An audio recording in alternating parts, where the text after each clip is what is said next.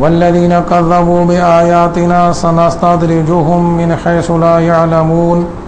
واملی لهم ان کیدی متین اولم یتفکروا ما بصاحبهم من جنہ ان هو الا نذیر مبین اولم ينظروا في ملكوت السماوات والارض وما خلق الله من شيء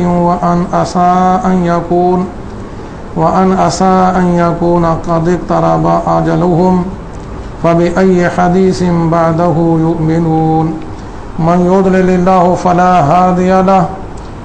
ويذرهم في طغيانهم يعمهون يسألونك عن الساعة أيان مرساها قل إنما علمها عند ربي لا يجليها لوقتها إلا هو ثقلت في السماوات والأرض لا تأتيكم إلا بغتة يسألونك كأنك حفي عنها قل إنما علمها عند الله ولكن أكثر الناس لا يعلمون قل لا أملك لنفسي نفعا ولا ضرا إلا ما شاء الله ولو كنت أعلم الغيب لاستكثرت من الخير وما مسني السوء إن أنا إلا نذير وبشير لقوم يؤمنون صدق الله العظيم رب اشرح لي صدري ويسر لي أمري واحلل عقدة من لساني يفقهوا قولي اللهم أرنا الحق حقا وارزقنا اتباعه وأرنا الباطل باطلا وارزقنا اجتنابه آمین یا رب العالمین۔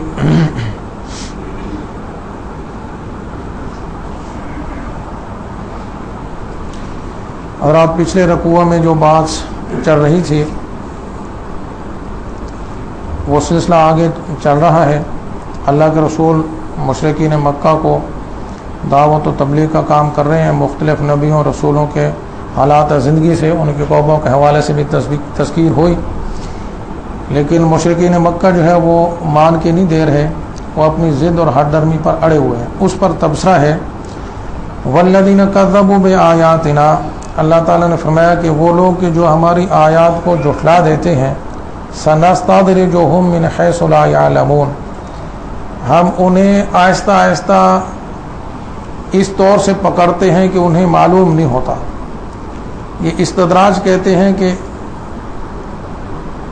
انسان جس کام کے اندر لگا ہوا اس کے اندر اور اس کو ترقی محسوس ہو رہی ہو، بڑھ رہا ہو آگے، اور وہ سمجھے کہ اللہ کا میرے اوپر بڑا کرم اور فضل ہوا ہے، طرح حال ہے کہ اللہ تعالیٰ کے وہ سقیم کے اندر گرفتار ہوتا چلا جا رہا ہو۔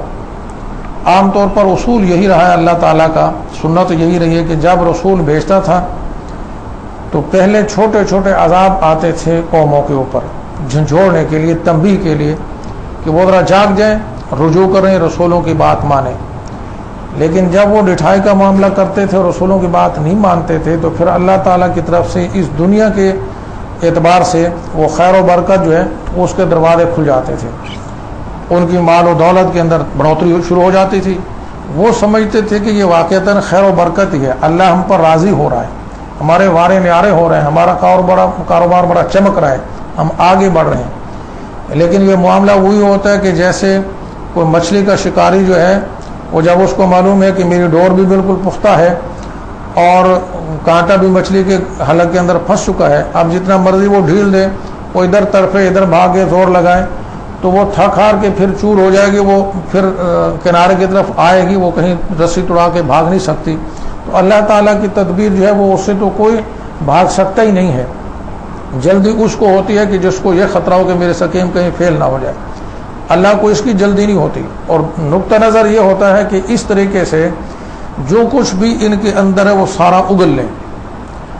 اس لیے کہ جو پھر ان کے اوپر عذاب آنا ہوتا ہے سخت، تاکہ جس کو کہتے ہیں کہ صرف انصاف ہو نہیں بلکہ انصاف ہوتا نظر بھی آئے، تو لوگوں کے اوپر بھی آیا ہو جائے کہ واقعتاً یہ اسی کے لائق تھے، اور جتنا بھی اس کے اندر خباثت ہے وہ نکال لیں۔ اگر پہلے ہی پکڑ آ جائے گی تو وہ پھر جو کچھ اور خباثت تھی ابھی وہ نکالنا چاہتے تھے وہ نہیں نکالی، لہذا اللہ تعالیٰ پھر یوں ڈھیل دیتا ہے قوموں کو۔ اس کو استدراج کہتے ہیں کہ لوگ سمجھتے ہیں کہ ہم کامیاب ہو رہے ہیں، لیکن بالآخر وہ اللہ کے دو میں آ رہے ہوتے ہیں اور سقیم کے اندر، اور اچانک پھر پکڑا جاتی ہے۔ تو فرمایا کہ جو ہماری آیات کو جھٹلا دیتے ہیں پھر ہم ان کے ساتھ استدراج کا معاملہ کرتے ہیں، اس طریقے سے ان کو پکڑتے ہیں، گھیر لاتے ہیں، انہیں معلوم تک نہیں ہوتا۔ وَأُمْلِي لَهُمْ، اور میں ان کو ڈھیل دوں گا۔ کیوں؟ اِنَّ کَیدِی مَتِین، میری تدبیر جو ہے وہ بہت پختہ ہے، میری سقیم بہت پختہ ہے، میری سقیم سے یہ بھاگ جانے والے نہیں ہیں۔ تو اس طریقے سے اللہ تعالیٰ جو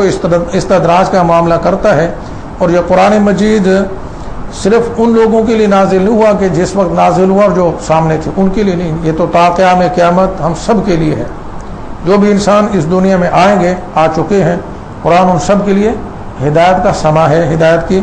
وہ بات کرتا ہے۔ اور جس مرحلے میں جو لوگ جو ہیں وہ اسی طرح کا رویہ اختیار کریں گے، ان کے ساتھ استدراج کا معاملہ ہو سکتا ہے۔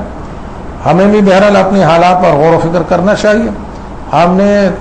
دعائیں مانگ کے یہ ملک لیا تھا، اللہ کے ساتھ وعدہ کیا تھا، وہ نبھایا نہیں ہے۔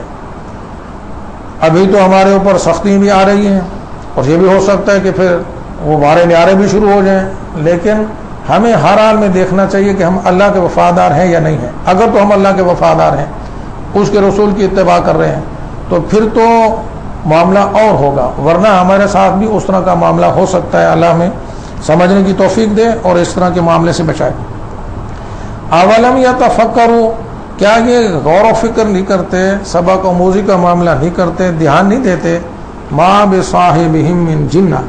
کہ ان کے یہ جو ساتھی ہیں، رفیق ہیں، وہ کوئی مجنون نہیں ہے، دیوانے نہیں ہے، خبتی نہیں ہے۔ یہ کیا بات ہوئی؟ یہاں فرمایا اللہ کے رسول کے بارے میں بصاحبہم، یہ ان کے ساتھی ہیں، رفیق ہیں۔ اس سے اشارہ کر دیا کہ اے مشرکین مکہ، دیکھو ہمارے یہ محمد صلی اللہ علیہ وآلہ وسلم وہ شخصیت ہیں کہ جن کے بارے میں تم دن رات جانتے ہو، وہ ہر وقت تمہارے ساتھ رہے ہیں، 40 سال پوری زندگی انہوں نے گزاری ہے، تم ان کو سر سے پاؤں تک جانتے ہو، ان کا ویار کیسا ہے، کردار کیسا ہے، الصادق الامین تم نے کہا ہے، تمہارے اندر کے بہترین انسان وہ ہیں، اور اب تم کہہ رہے ہو کہ یہ مجنون ہو گئے، دیوانے ہو گئے، خبتی ہو گئے، کیا وجہ ہے؟ یہ مشرکین مکہ کے سردار جو تھے ان کے لیے یہ بڑی مشکل تھی، بہت پرابلم تھا کہ انہی نے لقب دیے ہوئے تھے، ہر آدمی کے سامنے، ہر معاشرے کے اندر وہ بالکل نمایاں تھے، لیکن اب ان کے مفادات بزد پڑتی نظر آ رہی تھی۔ ایک طرف تو وہ پریشان بھی تھے کہ نہیں ہو کیا گیا ہے، یہ بار بار ہمیں ڈراوا دیتے ہیں کہ عذاب آ جائے گا، عذاب آ جائے گا، انہیں سمجھ نہیں آتی تھی کہاں سے آ جائے گا، ہمارا کاروبار تو اور چمک رہا ہے، ہو تو استدراج رہا تھا، لیکن ہمارا تو ترقی اور وارے نیارے ہو رہے ہیں، یہ کہتے عذاب آ جائے گا۔ انسان بھی ایسے ہیں کہ آج تک ان کا کردار جو رہا ہے تو سمجھ نہیں آتی کہ یہ کیسے کہہ رہے ہیں۔ ایک تو یہ بات تھی، دوسرا یہ ہے کہ عوام الناس کے سامنے کوئی نہ کوئی دلیل، کوئی نہ کوئی ایسی کوئی توجیہ بیان کرنا کہ جس سے لوگ جو ہیں وہ ان سے دور ہٹ جائیں، یہ بھی ان کے لیے ضروری تھا، ورنہ اللہ کے رسول کے زبان سے جب لوگ قرآن سنتے تھے وہ گرویدہ ہو جاتے تھے، وہ کھینچے چلے آتے تھے۔ اب ان کے لیے بڑا مسئلہ تھا کہ ان کو روکنا بھی ہے، سمجھ بھی نہیں آتی تھی۔ بالآخر انہوں نے جو توجیہ پیش کی وہ یہی کہ یا تو یہ خبتی ہو گئے، ان کی کوئی دماغی چول ہل گئی ہے، یا ان کے اوپر آساب کا سایہ آ گیا ہے، نعوذ باللہ۔ کیوں؟ کہ یہ رات دن ایک رٹ لگے ہوئے ہیں، حالانکہ حقیقت کیا ہے؟ حقیقت یہ ہے کہ اللہ کے رسول وہ یوں بالکل سامنے کی بات دیکھ رہے تھے کہ جس راہ پر یہ بھاگ رہے ہیں یہ تو سیدھے جہنم میں جائیں گے۔ وہ اللہ کے رسول کی مشفقانہ جو شخصیت تھی اس کا یہ تقاضا تھا کہ وہ ان کے کپڑے پکڑ کے کھینچے۔ رات دن ایک کیا ہوا تھا اللہ کے رسول نے، جو ہلکان اپنے آپ کو کیا ہوا تھا، اس سے وہ کہتے تھے کہ خبتی ہو گئے، بس ان کو ایک ہی بات نظر آتی ہے، اب وہ جیسے خواب انسان دیکھ رہا ہوتا ہے، بس ان کو اٹھتے بیٹھتے عذاب ہی نظر آتا ہے۔ کہاں ہے عذاب؟ یہ اتنے سال ہو گئے کہتے ہیں کہ عذاب آ جائے گا، آیا ہے نہیں، ہماری زندگی اور ترقی میں جا رہی ہے، ہمارے وارے نیارے ہو رہے ہیں، یہ کہتے ہیں عذاب آ جائے گا۔ تو اس طرح کی بات وہ کہتے تھے۔ تو بصاحبہم کے لفظ ہے وہ اس طرف اشارہ کر رہے ہیں کہ دیکھو یہ کوئی اجنبی لوگ تو ہے نہیں، یا تو یہ اللہ کے رسول محمد عربی وسلم کہیں باہر سے آ گئے ہوتے اور تمہارے سامنے اچانک یہ باتیں کرنا شروع کر دیتے تو پھر تم سمجھتے کہ شاید پتہ نہیں بہروپیے ہیں یا کوئی اور بات ہے. یہ تو تمہارے ساتھی ہیں, 40 سال انہوں نے تمہارے ساتھ زندگی گزاری ہے, ان کے شب و روز تمہارے سامنے ہیں, کس منہ سے تم خبتی کہہ رہے ہو؟ ذرا دیکھو, غور تو کرو. ان ہوا الا نذیر مبین, یہ تو سوائے واضح خبردار کرنے کے اور کچھ نہیں ہے. جو تجھے وارننگ دے رہے ہیں یہ ان کی ہمدردی کا تقاضا ہے, یہ اپنی قوم کے ساتھ محبت کا تقاضا ہے کہ انہوں نے اپنے آپ کو ہلکان میں ڈالا ہوا ہے, رات دن ایک ہی ہوئے ہیں, انہیں وہ عذاب آتا نظر آ رہا ہے. تم بے بصیرت لوگ ہو, تمہیں نظر نہیں آتا. تم تو دیکھتے ہو کہ اپنے وہ شب و روز جو گزار رہے ہو اسوں کے اندر تم اندھے ہوئے ہو. اولم ينظروا فی ملکوت السماوات والارض وما خلق اللہ من شیء, کیا یہ غور نہیں کرتے, دیکھتے نہیں ہے کہ آسمانوں اور زمین اور جو کچھ بھی اللہ تعالی نے پیدا کیا ہے اس میں سے, اس کی سلطنت کے اندر یہ غور نہیں کرتے؟ اس پوری کائنات کے اندر, اس اللہ کی شاہی کے اندر, کائنات کے اندر غور نہیں کرتے؟ وَأَنْ عَسَىٰ أَنْ يَكُونَ قَدْ اقْتَرَبَ أَجَلُهُمْ, اور کیا اس پر یہ غور نہیں کرتے کہ ان کی اجل وہ قریبی آ لگی ہو؟ یہ تو ہر کسی کو معلوم ہے کہ مر جانا ہے, اس کے منکر تو وہ بھی نہیں تھے کہ تم یہ جو روز بروز ایک ہی ڈگر کے اوپر چلے جا رہے ہو, آگے بڑھے جا رہے ہو, اور لوگ کی کوئی سانس بھی نہیں لیتے اور تم کوئی دھیان بھی نہیں کرتے. ہمارے محمد صلی اللہ علیہ وسلم تمہیں پکار رہے اور تم بالکل دھیان نہیں دیتے, تو یہ تو سوچو کہ ہو سکتا ہے تمہاری اجل قریبی آ لگی ہو. فَبِأَيِّ حَدِيثٍ بَعْدَهُ يُؤْمِنُونَ, تو ذرا عقل کے اندر غور کرو, پھر اس کے بعد کون سی بات پر تم ایمان لاؤ گے؟ اس کے بارے میں دو آ رہا ہے. ایک تو یہ ہے کہ یہ فَبِأَيِّ حَدِيثٍ بَعْدَهُ, کہ اس کے بعد, کہ کس کے بعد, اس قرآن کے بعد پھر کس پر تم ایمان لاؤ گے؟ یہ واضح ہدایت نامہ ہے, آ گیا ہے. ایک رائے یہ ہے کہ یہ جو کچھ تمہارے سامنے معاملہ بتایا جا رہا ہے, اب اگر وہ واقع ہو گیا,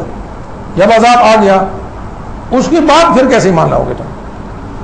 جب تو وہ وقوع پذیر ہو گیا تو پھر تو کوئی چیز ایسی رہ نہیں جائے گی کہ جس کو اوپر ایمان لانے کا تم سے مطالبہ, پھر تو نتیجہ ہوگا, پھر تو ایمان لانے کا کوئی فائدہ نہیں. وہ تو اس وقت ابو جہل بھی کہے گا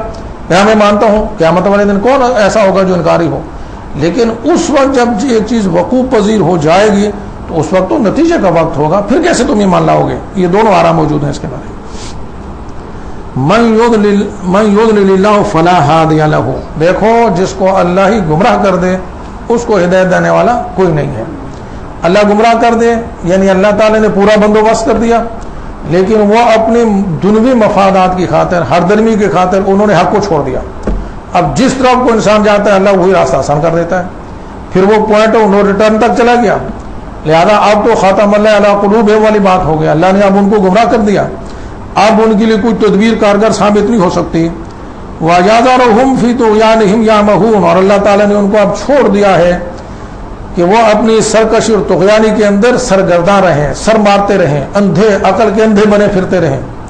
یسألونک عن الساعۃ, بڑی ڈٹھائی کے ساتھ اے محمد صلی اللہ علیہ وسلم آپ سے یہ پوچھتے ہیں ساعہ کے بارے میں. الساعہ جو ہے یہ دو وقتوں کے اوپر اس کا اطلاق ہوتا ہے. الساعہ کہتے ہیں وقت کو, گھڑی کو, اور رسول جب بھی آتے تھے دو طرح کے عذابوں کی خبر دیتے تھے. ایک تو یہ کہ دیکھو تم اگر میری بات نہیں مانو گے اس دنیا میں عذاب آ جائے گا, اور ایک قیامت والے دن عذاب ہوگا, ادھر بھی عذاب آئے گا. اگر تم بات نہیں مانو گے, رسولوں کو جھٹلاؤ گے, تو یہاں بھی عذاب سے دوچار ہونا پڑے گا, اور پھر ایک بہت بڑا عذاب جو ہے وہ قیامت والے دن بھی آ گیا. یہ دونوں جو ہے وہ الساعہ اس دونوں کو کور کرتا ہے. تو دونوں کے بارے میں پوچھتے ہیں. ایک تو یہ کہ اتنے سال ہو گئے, ہمارے کان پک گئے, وہ کہاں لنگر انداز ہو گیا جہاز, وہ جو عذاب لے کے آ رہا تھا کیوں نہیں آیا.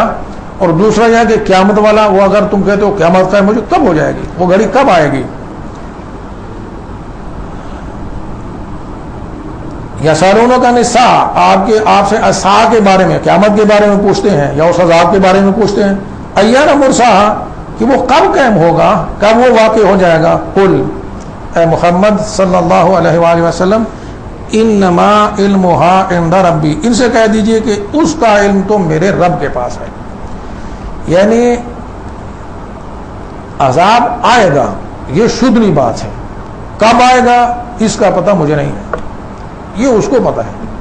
اس کا ٹائم ٹیبل اس کے پاس ہے, باقی یہ بالکل شدنی ہے. آگے فرمایا لا یجلیھا لوقتھا الا ہو, اسے کوئی بھی نہیں روشن کرے گا، کوئی بھی نہیں لائے گا اس کے وقت پر، مگر وہی اللہ ہی اس کو لے آئے گا جب اس کا وقت ہوگا۔ باقی تم ذرا دیکھو، غور کرو اس کی کیفیت کیا ہے۔ ثقلت فی السماوات والارض لا تأتیکم الا بغتہ، وہ جو قیامت کا معاملہ ہے، الساعہ کا معاملہ ہے، ثقلت فی السماوات والارض، اس کے بھی دو مفہوم ہیں جو بیان کیے گئے ہیں۔ ایک تو یہ کہ آسمانوں اور زمین کے اوپر وہ بہت بھاری معاملہ ہوگا، بہت بڑا حادثہ ہوگا۔ وہ آپ دیکھیں کہ جب سورج اور چاند آپس میں ٹکرا جائیں گے، دو بسیں ٹکراتی ہیں، دھماکہ ہوتا ہے تو کیا قیامت کا منظر ہوتا ہے، اور جب یہ دو کرے ٹکرا جائیں گے تو کیا کچھ ہوگا، آپ چشم تصور سے دیکھ لیتے ہیں کہ دیکھ سکتے ہیں کیا تباہی آئے گی۔ یہ بات بھی درست ہے، لیکن جو دوسری رائے ہے وہ زیادہ بہتر لگتی ہے۔ ثقلت فی السماوات والارض، آسمانوں اور زمین کے لیے یہ بڑا بوجھل معاملہ ہو گیا ہے۔ اس کو آپ یوں سمجھ سکتے ہیں کہ جیسے حاملہ عورت ہوتی ہے اور جب وضع حمل کے قریب پیٹ کافی بھر چکا ہوتا ہے تو اب ہر آدمی کو معلوم ہوتا ہے کہ یہ جنے گی، کب جنے گی پتہ نہیں، لیکن یہ پتہ ہے کہ جنے گی، اس لیے کہ اس وقت وہ اس حمل کی وجہ سے بڑی جو ہے وہ پریشان ہے، اس کے لیے اس کو وہ بڑا بوجھل ہوا ہے معاملہ، اس کو جلنا ہے اس نے، لیکن کب کس گھڑی جنے گی یہ پتہ نہیں ہے، کسی کو نہیں پتا وہ وقت کون سا ہے، رات کو دن کو کس گھڑی ہوگا، لیکن یہ ہر آدمی کو معلوم ہے کہ یہ جنے گی۔ تو یہ کائنات کو ذرا غور تو کرو، اس کا جو پورا نظام ہے اور جو بندوبست ہے یہ تو بول بول کے بتا رہا ہے کہ یہ قیامت آنے والی ہے، اس لیے کہ اتنا منظم اور متناسب، اتنی وسیع اور عریض کائنات، کیا یہ عبث و بیکار ہے؟ وہ جیسے سورہ آل عمران کے اندر ہم پڑھائے ہیں کہ جب وہ لوگوں نے غور کیا تو وہ انہوں نے کہا کہ ربنا ما ھذا باطلا، کہ کیا وہ ما خلقت ھذا باطلا، کہ ہمارے رب تو نے یہ سب کچھ بیکار اور عبث پیدا نہیں کیا، یہ پوری تخلیق با مقصد ہے، پوری تخلیق تو با مقصد ہے، تو یہ بے مقصد صرف انسان ہے جو پوری کائنات کا دولہ ہے، جس کی خدمت میں پوری کائنات لگی ہو، یہ بے مقصد ہے، اس کے اعمال کا کوئی نتیجہ نہیں نکلے گا۔ جو ایسے بے مہار چھوٹے پھرے رہو گے تم اپنی جو حرکتیں تو دیکھو، کر کیا کر رہے ہو، تم نے لوگوں کو غلام بنا رکھا ہوا ہے، زندہ بچیوں کو دفن کرتے ہو، تو اس قسم کے تمہارے کرتوت ہیں اور تم سمجھتے ہو کہ قیامت نہیں آئے گی۔ یہ تو کائنات کا اصول جو ہے وہ تو بالکل وہ بوجھل ہوا ہے، وہ تو بالکل واضح طور پر بتا رہا ہے کہ یہ تو قیامت ہونے والی ہے، بالکل اسی طریقے سے جیسے حاملہ کا حمل دیکھ کر، پیٹ بڑا ہوا دیکھ کر ہر آدمی جانتا ہے کہ یہ جنے گی، ہاں یہ وقت کب ہے یہ اللہ کو معلوم ہے کب ہے، باقی وہ تو بالکل بوجھل ہوا ہے پورا یہ سسٹم، یہ کائنات بتا رہی ہے وہ پوری کی پوری۔ لا تأتیکم الا بغتہ، دیکھو یہ نشانیاں تو ہے لیکن آئے گی اچانک۔ اب قرآن مجید کے اندر بھی بہت ساری ایسی نشانیاں آئی ہیں قیامت کی، وہ ستارے بے نور ہو جائیں گے، پہاڑ ریت کی طرح چل پڑیں گے، فلاں ہوگا، نشانیاں تو قیامت کی آئی ہیں۔ حدیث کے اندر بھی بڑی نشانیاں آئی ہیں، بڑی بڑی نشانیاں ہیں، زمین کب کب آئے گی، خسف ہوں گے، سب کچھ ہوگا، لیکن بخاری کی حدیث کے اندر ہے کہ قیامت جب آئے گی تو آدمی لقمہ لے کے منہ کی طرف لے رہا ہوگا، کھا نہیں سکے گا۔ وضاحت ہے، 2-4 آدمیوں کا تذکرہ اس کے اندر، آدمی اپنا پانی کا حوض درست کر رہا ہوگا، جانوروں کو پلانے کے لیے پلا نہیں سکے گا، اتنی اچانک آئے گی۔ آدمی گھر کی طرف لوٹ رہا ہوگا، پہنچ نہیں سکے گا، اور بھی مختلف ایسے، اور وہ ایک ہی حدیث کے اندر وہ مختلف لوگوں کا نام لے کے اللہ نے بتایا کہ وہ یہ کام کر رہے ہیں کہ ہو نہیں سکے گا، فوراً اچانک آ جائے گی۔ اس لیے کہ انسان جو جیسے مگن ہے دنیا کے اندر، وہ تو اندھے ہوئے ہیں، دیکھتے ہی نہیں ہیں، غور و فکر کرتے نہیں ہیں، جو مرضی قیامت کی نشانیاں آ جائیں وہ تو آ جائیں، لیکن لوگ ڈٹے ہوئے ہیں، مگن ہیں، وہ سینسی توجیہ کر دیں گے، فلاں کر دیں گے، یہ تو ہوتا ہی آیا ہے، ایسے ہی ہوتا رہتا ہے، ادھر وہ غور و فکر نہیں کریں گے، اور جب آئے گی تو اچانک آ جائے گی۔ تو فرمایا یہ پوری کائنات، آسمان و زمین، یہ تو بوجھل ہوئے پڑے ہیں، لیکن لا تأتیکم الا بغتہ، وہ تمہارے اوپر نہیں آئے گی مگر اچانک، ایک دم آ جائے گی۔ یسألونک کأنہ حفی عنہا، اے محمد صلی اللہ علیہ وآلہ وسلم، یہ آپ سے ایسے پوچھ رہے ہیں جیسے آپ اسی کی کھوج میں لگے ہو، یعنی آپ کو فکر ہی یہی ہو کہ رات دن کے وہ قیامت کس وقت آئے گی، اور وہ کھوج لگا کہ آپ نے پتہ کر لیا ہو، اس لیے آپ اس انداز سے آپ سے پوچھ رہے ہیں۔ حالانکہ انسان کے لیے عام روش جو وہ کیا ہونی چاہیے کہ وہ اپنے ذہن کا حدود دربا دیکھ لے کہ کون کون سی چیزیں ہیں جو میرے احاطہ کے اندر آ سکتی ہیں اور ان کا سمجھنا میرے لیے کس حد تک ضروری ہے. جو حاصل چیزیں ہیں جن کے بارے میں مشیت خداوندی ہی کارگر ہے، کب آئے گا، کیسے آئے گا، اس سے آپ کو کیا فائدہ؟ آپ کو تو اس سے فائدہ ہے کہ وہ جب آئے گا تو اس کی تیاری ہونی چاہیے. تو یہ اگر پازیٹیو سوچ تمہاری ہوگی تو پھر تو کوئی فائدہ ہوگا. لیکن عام طور پر انسانوں کا معاملہ یہی ہوتا ہے، اور عام طور پر جو محکمات کو چھوڑ کر وہ متشابہات کے پیچھے لگتے ہیں، وہ بھی یہی ذہنیت ہوتی ہے کہ محکمات کو تو چھوڑ دیا، متشابہات کے پیچھے لگ گئے. فرمایا قل انما علمها عند اللہ، اے محمد صلی اللہ علیہ وسلم ان سے کہہ دیجئے کہ اس عصا کا علم میرے اللہ کے پاس ہے. ولکن اکثر الناس لا یعلمون، لیکن لوگوں کی اکثرت جانتی نہیں ہے. وہ اسی کی کھوج کے اندر لگی ہوئی ہے، اس میں لگتی کہ اس کے بندوبست کریں. عذاب آئے گا تو تم کیسے اس سے بچ سکو گے، اس کا بندوبست کرنا. تمہیں تو یہ کھوج ہونی چاہیے، فکر تو اس کا ہونا چاہیے، نہ کہ اس کا کہ کیسے آئے گا، کب آئے گا، اس سے تمہیں کیا فائدہ ہوگا. قل، اے محمد صلی اللہ علیہ وسلم ان سے کہہ دیجئے لا املک لنفسی نفع ولا ضرا، دیکھو میں تو اپنے جان کے بارے میں بھی نفع و نقصان کا کوئی اختیار نہیں رکھتا. الا ما شاء اللہ، سوائے اس کے جو اللہ چاہے. یعنی میرے معاملے میں بھی کل کی کل مشیت ایزدی ہی کار فرما ہے. میں نے دعویٰ نبوت کیا ہے، دعویٰ الہ ہونے کا نہیں کیا. تو تم جو اس قسم کے سوال کر رہے ہو کب آ جائے گی کسی، تو میرے علم میں نہیں ہے، یہ میری بات نہیں ہے، میرا دعویٰ نہیں ہے. میں نے یہ تو دعویٰ نہیں کیا کہ میں عالم الغیب ہو گیا ہوں، ہر چیز کی خبر مجھے مل گئی ہے، غیب کی کنجیاں آ گئی ہیں، ایسا کوئی نہیں. ولو کنت عالم الغیب، اور دیکھو اگر میں غیب کا علم جانتا ہوتا لاستکثرت بخیر، تو میں تو بے شمار اپنے لیے خیر جمع کر لیتا. وما مسنی سوء، اور مجھے کوئی برائی پہنچتی نہ، کوئی غضب نہ پہنچتی، کوئی تکلیف تم نہ پہنچا سکتے، یہ بوڑھی میرے اوپر کوڑا کرکٹ نہ پھینک سکتی اور فلاں نہ ہو سکتا. اور شیب ابھی طالب کے اندر جو میری جو وہ پورے قبیلے کی وہ معاملہ نہ ہوتا، یہ ساری چیزیں نہ ہوتی. اگر میں غیب کا علم جانتا ہوتا تو پہلے سے بندوبست کر لیتا، بڑا خیر جمع کر لیتا، مجھے کوئی تکلیف نہ پہنچ سکتی. ان انا الا نذیر و بشیر، دیکھو میں اس کے سوا کچھ نہیں ہوں کہ میں واضح خبردار کر دینے والا ہوں اور خوشخبری سنا دینے والا ہوں. کن لوگوں کے لیے لقوم یؤمنون، کہ جو ایمان لانا چاہے، وہ لوگ کے جو مانے تسلیم کریں، جو غور و فکر کریں، دیکھیں ادھر آئیں. ان کے لیے وارننگ بھی ہے اور ان کے لیے بشارت بھی ہے. مان لیں گے تو خوشخبری ہے، نہیں مانیں گے تو تباہی و بربادی ہوگی. هو الذی خلقکم من نفس واحدہ، دیکھو اللہ وہ ہستی ہے کہ جس نے تمہیں پیدا کیا ہے ایک جان سے. وجعل منها زوجها، اور پھر اسی سے اس کا جوڑا بنایا. لیسکن الیہا، تاکہ وہ اس کی طرف سکون پکڑے. اب اللہ کا کرشمہ جو ہے وہ دکھایا، غور و فکر کی دعوت دی کہ دیکھو یہ کوئی ایسے اندھے بہرے مادے کی بات نہیں ہے. ایسا نہیں ہے کہ ایک طرف سے کوئی ترقی کرتا ہوا مرد چلا، ایک طرف سے ترقی کرتا ہوئی عورت چلی، اور جب وہ صحیح سالم عورت و مرد بن گئے، ان کے اندر کوئی فطری موافقت چاہے تھی نہ تھی، کوئی حادثہ ہوا قریب ہے تو انہوں نے آپس میں وہ کوئی معاملہ کر لیا. ایسا نہیں ہے، بلکہ یہ تو ایسا ہے کہ انسان مرد کے اندر اللہ تعالیٰ نے عورت کی ایک تڑپ پیدا کر دی، رکھ دی.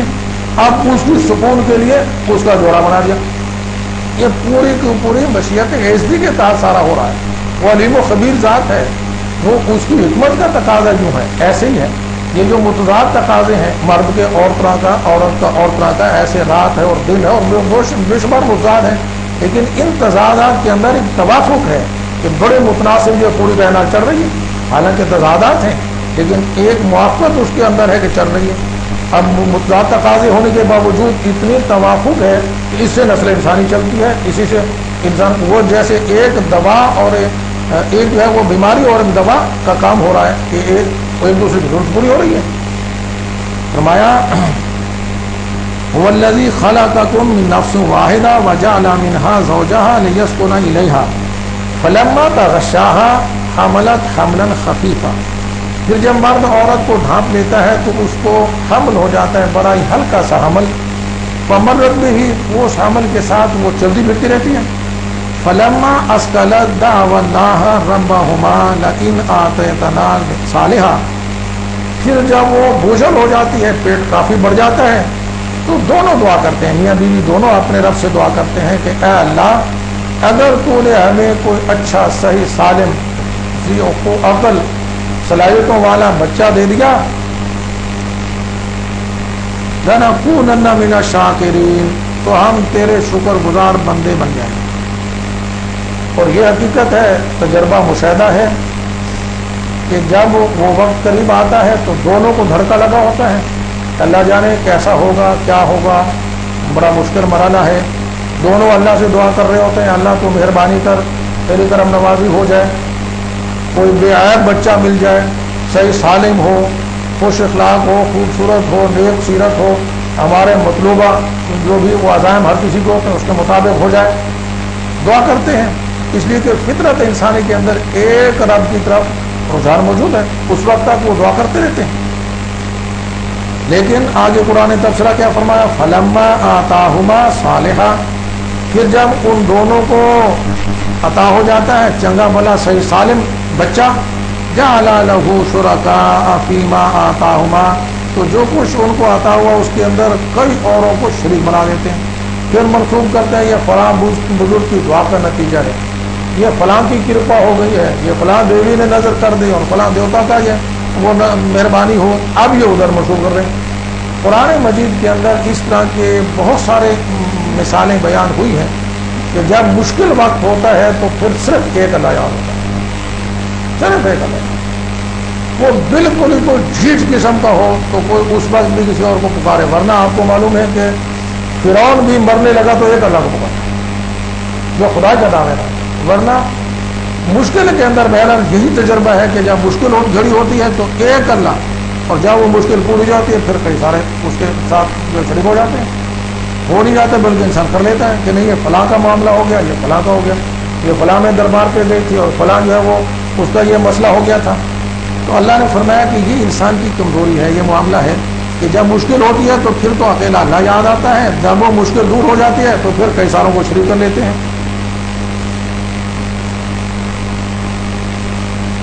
فرمایا فتعالی اللہ عما یشرکون،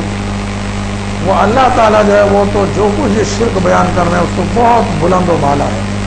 وہ اس شرک سے بہت بالا ہے، اس کا کوئی ساجی نہیں، کوئی شریک نہیں، کوئی کسی کو روزی دینے والا نہیں، کوئی کسی کی بگڑی بنانے والا نہیں، کوئی کسی کو شفا دینے والا نہیں، کوئی کسی کو اولاد دینے والا کوئی بھی نہیں، وہ تو صرف ایک ہے داتا جو ہر کسی کی ضرورت پوری کر رہا ہے،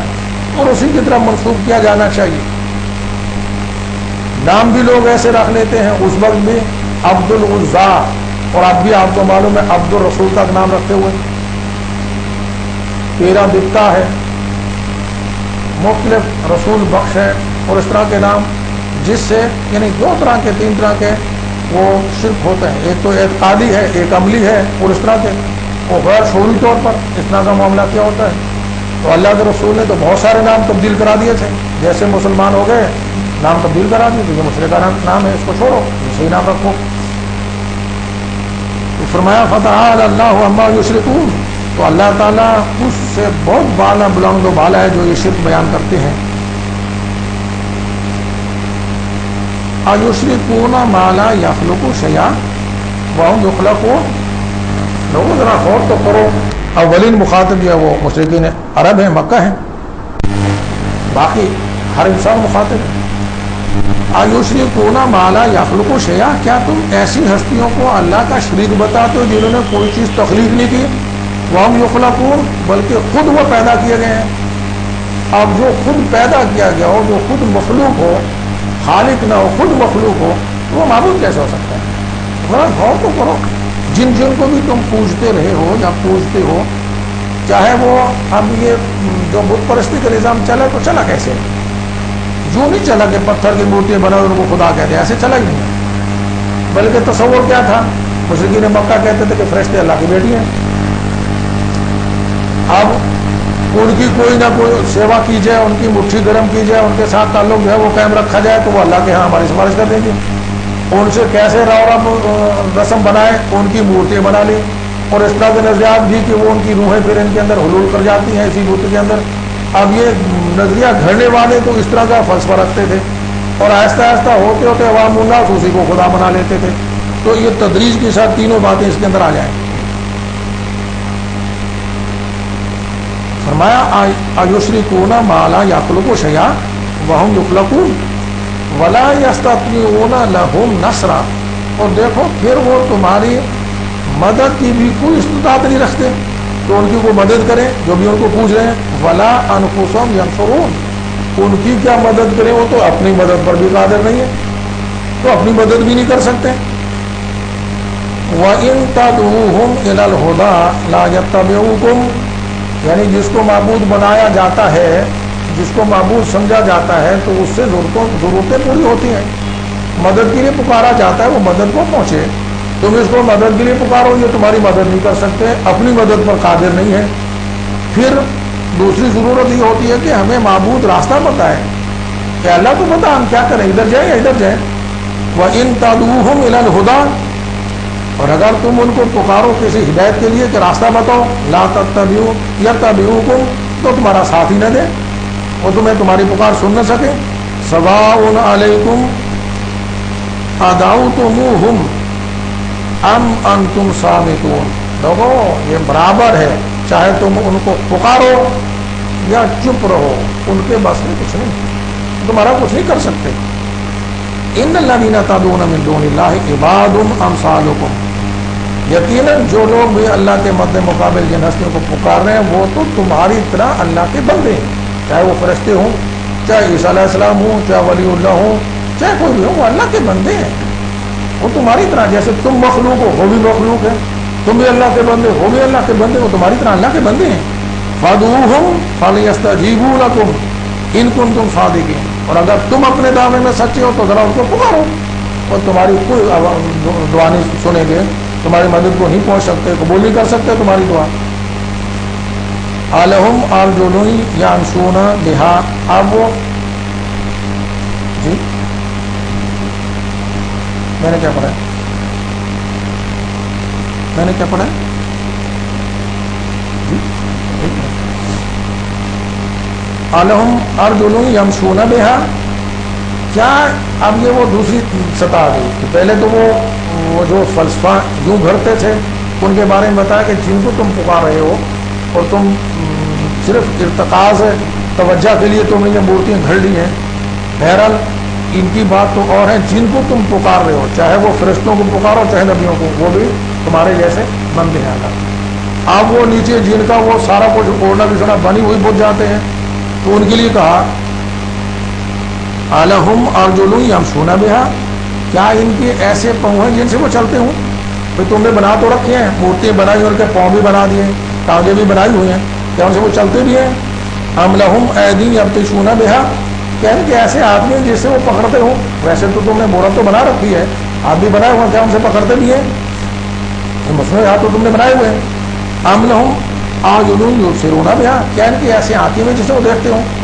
ویسے تو بڑی موٹی موٹی تم نے بنا رکھی ہے، آگے وہ بات بھی آ رہی ہے جیسے وہ تمہیں دیکھ رہے ہو، حالانکہ بصارت تو ان کے اندر ہے نہیں، بینائی ہے نہیں، وہ تو نہیں دیکھ رہے۔ ام لہم آذان یسمعون بہا، کیا ان کے ایسے کان بھی ہیں؟ ویسے تو تم نے بنا رکھے ہیں، ایسے کان بھی ہیں جیسے وہ سنتے ہوں۔ قل ادعوا شرکاءکم ثم کیدون فلا تنظرون، یہ کیا بات ہوئی؟ وہ حضرت محمد عربی صلی اللہ علیہ وسلم کو بڑا ڈراتے دھمکاتے تھے کہ تم ہمارے خداؤں کی بےزتی کر رہے ہو، ان کی نحوست تمہارے پر آئے گی، یہ کار پڑے گی، یہ ہو جائے گا اور وہ ہو جائے گا، تمہیں مشکل وقت دیکھنا پڑے گا، یہ ہمارے تم بتوں کی بےزتی کرتے ہو نا، یہ تمہیں نتیجہ بھگتنا پڑے گا۔ اس کا جواب جو دیا جا رہا ہے یہ، بلکہ وہ سورہ زمر کے رکوع نمبر 14 میں یہ بات آئی بھی ہے، کوئی ذرا حاشیے میں لکھی ہوئی ہے، وَيُخَوِّفُونَكَ بِالَّذِينَ مِن دُونِهِ، یہ اللہ کے علاوہ دوسرے لوگوں سے تمہیں ڈراتے ہیں کہ ہماری یہ بتوں کے جو ہے وہ بےزتی نہ کرو، ان کی جو ہے وہ نحوست تمہیں پکڑ لے گی، یہ تمہیں جو ہے وہ تمہیں عذاب میں مبتلا کریں گے۔ تو جواب دیا قل ادعوا شرکاءکم، اے رسول ان سے کہہ دیجیے کہ تم اپنے بزوں میں خیش جو تمہارے شریک ہیں ان کو بلاؤ، جمع کر لو سب کو، ثم کی دونی فلا تنظرون، اور پھر جو بھی تم میرے بارے میں کر سکتے ہو کر گزرو اور مجھے کوئی مہلت نہ دو۔ تم اکیلے نہیں، تمہارے سارے معبود مل کے جو بگاڑنا چاہتے ہو بگاڑ دو، مجھے یہ ڈراوے دھمکی نہ دو کہ میں تمہارے بتوں کی بےزتی کر رہا ہوں اور وہ یوں کر دیں گے اور یوں کر دیں گے، تم ان کو بلاؤ، جو کر سکتے کر گزرو۔ ان ولی اللہ الذی نزل الکتاب، دیکھو میرا پشت پناہ، میرا کارساز، میرا ولی وہ ہستی ہے، وہ اللہ ہے جس نے یہ کتاب نازل کی ہے، یہ راہ ہدایت دکھاتی ہے، یہ پورے معاملات کو کھول کھول بتا رہی ہے، یہ کتاب ہے جو اللہ نے نازل کی ہے، جس نے یہ نازل کی ہے وہی میرا پشت پناہ ہے، وہ اللہ ہے۔ وَهُوَ الصَّالِحِينَ، اور صرف میرا ہی نہیں ہے، وہ تمام نیک لوگوں کا ولی ہے، وہ پشت پناہ ہے، جو بھی اس راستے پہ چلتا ہے وہ اس کی پشت پناہی پہ آ جاتا ہے، اللہ اس کا ساتھ دیتا ہے، اس کا پشت پناہ بن جاتا ہے، اس کی حمایت کرتا ہے۔ وَالَّذِينَ تَدْعُونَ مِن دُونِهِ، اور وہ لوگ کہ جو اللہ کے علاوہ جن ہستیوں کو پکارتے ہیں، لَا يَسْتَطِيعُونَ نَصْرَكُمْ، وہ ہستیوں ان کی مدد کی کوئی استطاعت نہیں رکھتی،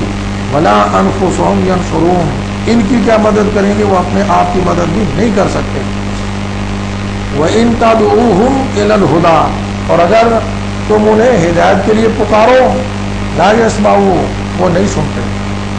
تو تمہاری حمایت راستہ نہیں دکھا سکتے، بتا سکتے۔ وَتَرَاهُمْ يَنظُرُونَ إِلَيْكَ، اور تو دیکھتے ہو، تم دیکھتے ہو کہ وہ تمہاری طرف دیکھ رہے ہیں، یعنی وہ بڑی بڑی آنکھیں تو موٹی موٹی بنا رکھی ہیں بتوں کی، وَهُمْ لَا يُبْصِرُونَ، حالانکہ ان کے اندر بینائی نہیں ہے، دیکھتے نہیں ہیں، وہ ان کی بینائی تو ہے نہیں، وہ تو صرف بناوٹی آنکھیں ہیں جو لگی ہوئی ہیں۔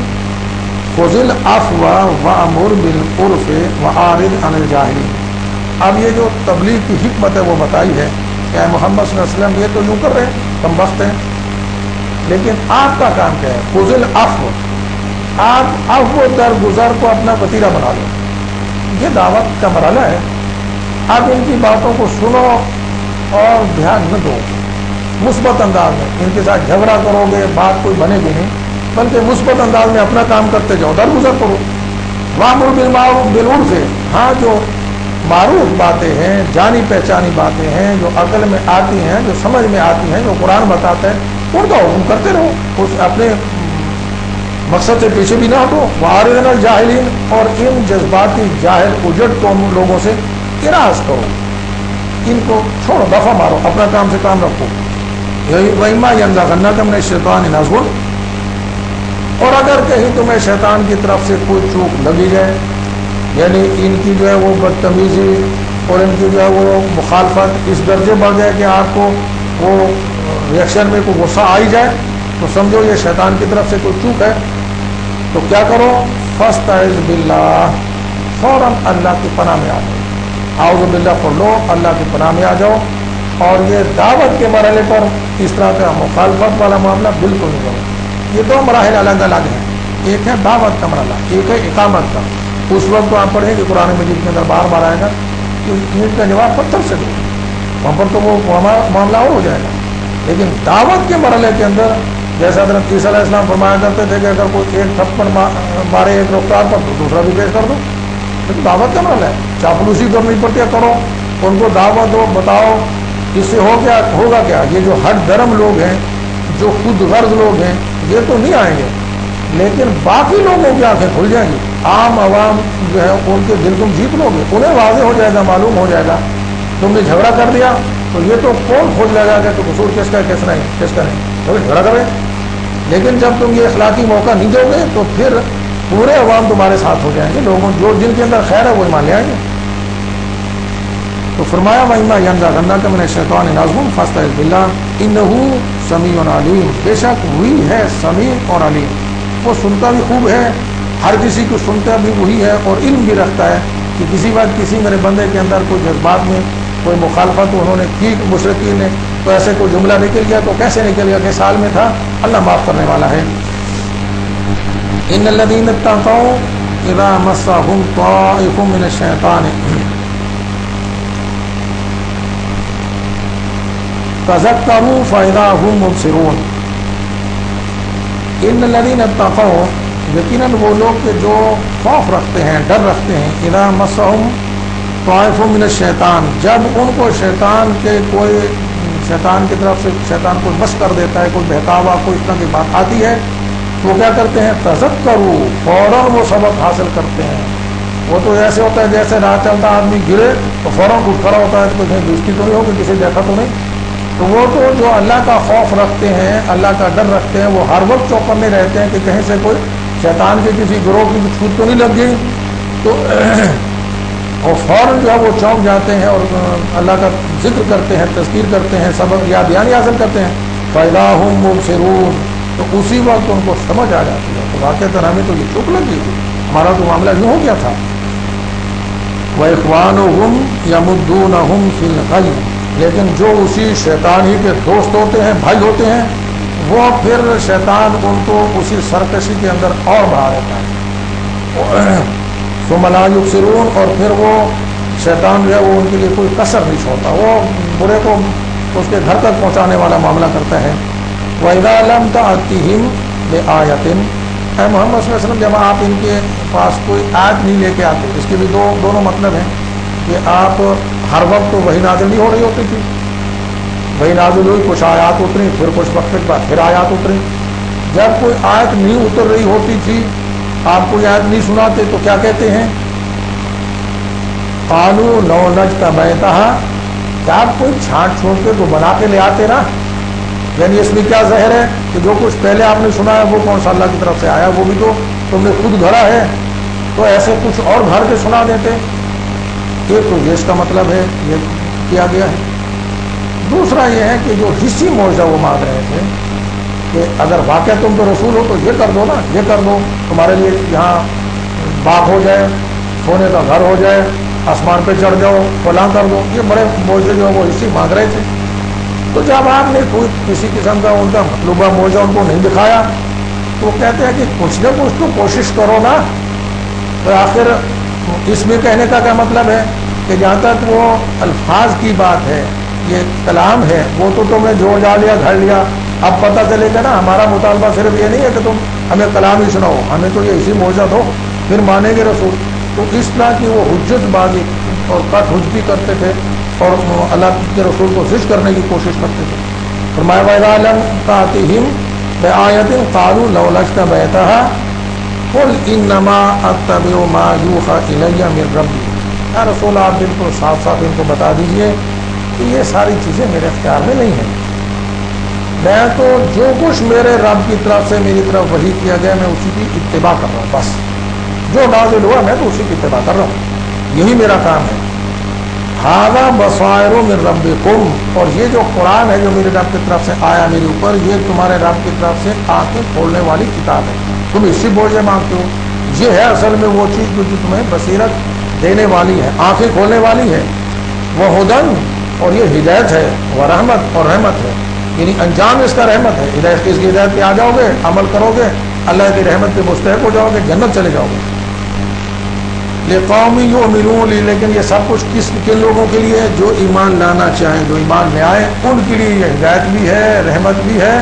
اور جو نہ آئے تو پھر ان کے لیے تو پھر یہ وعید ہے۔ وَإِذَا قُرِئَ الْقُرْآنُ فَاسْتَمِعُوا لَهُ وَأَنصِتُوا لَعَلَّكُمْ تُرْحَمُونَ۔ اب پہلے تو یہ بتایا کہ دیکھو تم نشانیاں مانگتے ہو، یہ حقیقت تک پہنچنے کی راہ یہ قرآن ہے، اس کی طرف آؤ، یہ ہدایت بھی ہے، رحمت بھی ہے۔ آگے بتایا کہ اس قرآن سے فائدہ اٹھانے کا طریقہ کیا ہے، ہدایت حاصل کرنے کا طریقہ کیا ہے۔ تو وَإِذَا قُرِئَ الْقُرْآنُ، دیکھو جب قرآن پڑھا جا رہا ہو، فَاسْتَمِعُوا لَهُ، تو اس کے لیے کان لگا کے سنو، غور سے، وانصتوا، اور چپ رہو، لعلکم ترحمون، شاید تو تم پر رحم کیا جائے۔ یہ روش اختیار کرو گے تو ہدایت مل سکتی ہے، ورنہ نہیں۔ وہ کیا کرتے تھے، خاص طور پر سرداران قریش جو ہے وہ کیا کرتے تھے، وہ قرآن مجید کو سننے نہیں دیتے تھے۔ وہ ایک جگہ پر آیا ہے، مجھے اب یاد نہیں ہے وہ آیات،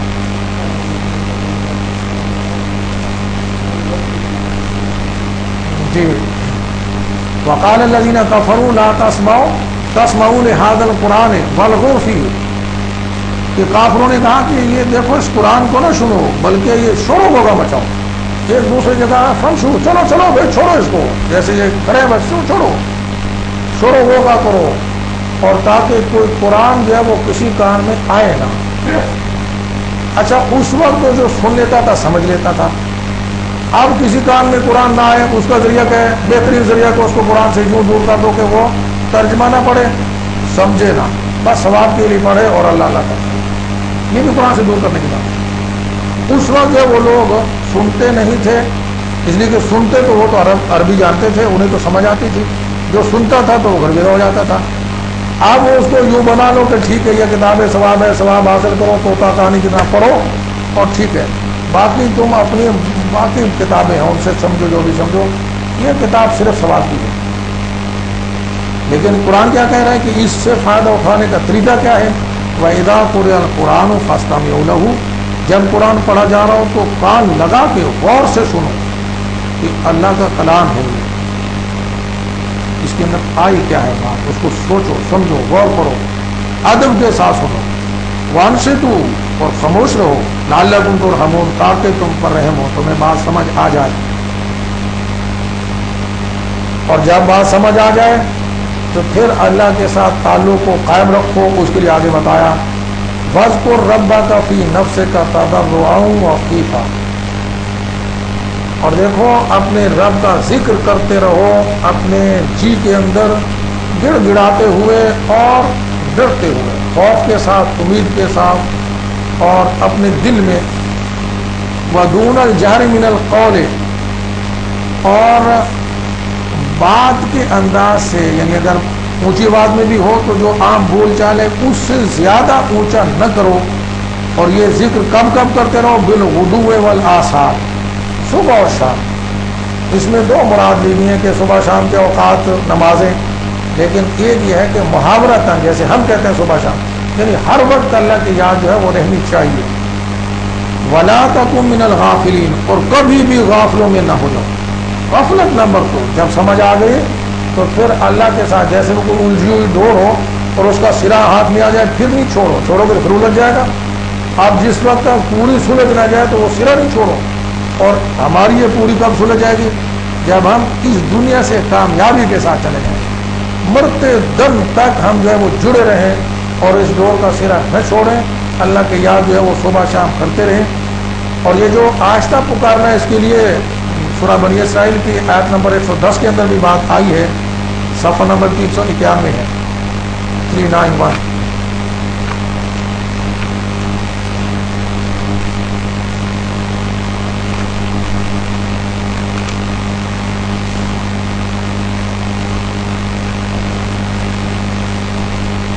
ایک دو تین چار پانچویں لائن جو ہے اس پر ہے کہ درمیان سے آیت کے درمیان سے وہ ٹکڑا جو مخصوص ہے وہ میں پڑھ رہا ہوں، ولا تجہر بصلاۃ کا، تو دیکھو اپنی نماز کے اندر نہ تو جہر مطلب بہت بلندی سے نماز پڑھ، ولا تو خافت بہا، اور نہ ہی بالکل چپ کے پڑھ، وابتغ بین ذلک سبیلا، بلکہ اس کے درمیان کی راستہ، نہ تو بالکل ہی وہ اپنے کان ہی نہ سن رہے ہوں، گم اس طریقے سے ذکر نہیں، اور نہ ہی بہت اونچا بلکہ اس آواز سے جو ہے وہ ذکر کا ہوا۔ فرمایا ان الذین عند ربک،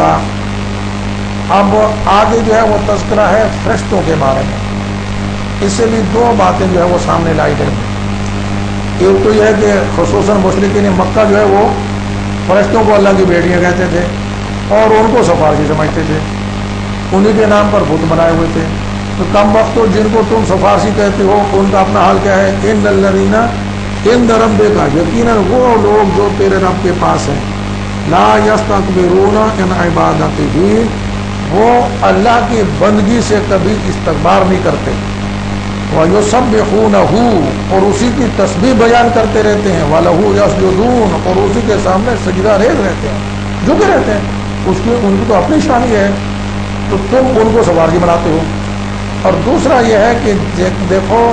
اگر تم یہ روش اختیار کرو گے تو تمہارا بھی ایک قسم کا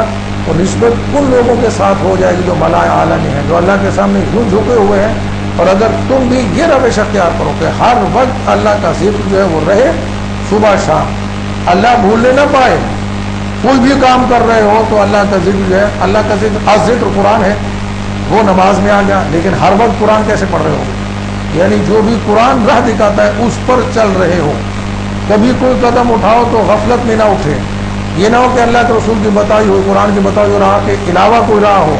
اللہ سے غافل ہو کر کوئی کام کر بیٹھو، ایسا نہ ہو۔ ہر وقت مستحضر رہے اور زبان ذکر سے تر رہے، جو کام کر رہے ہو اس کے لیے اللہ کے رسول کی دعا موجود ہے تو وہ دعا پڑھو،